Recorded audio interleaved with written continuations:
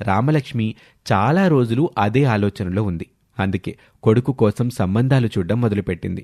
కాని పెద్దగా సంబంధాలేమీ వచ్చేవి కాదు.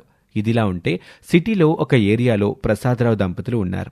వాళ్ళది మధ్యతరగతి కుటుంబం కావటంతో ఉన్న ఒక్కగానొక్క కూతురు స్వప్నని ఏ లోటు లేకుండా పెంచి పెద్ద చేశారు. ఇప్పుడు ఆమెకు పెళ్లి వయసొచ్చింది.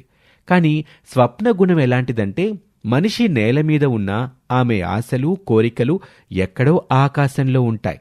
కాని తమవి మధ్యతరగతి బ్రతుకులు కనుక ఆశల్ని చంపుకొని తగ్గి బ్రతకలేక అలాని ఎగిరి ఆకాశాన్ని అందుకోలేక మధ్యలోనే కొట్టిమిట్టాడేవారు. అమ్మా ఆపవే నీ భజన.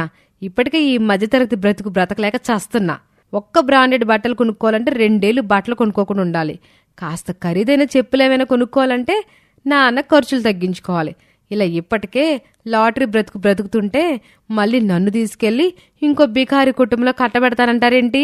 ఇందుకు నేను ఒప్పుకోను.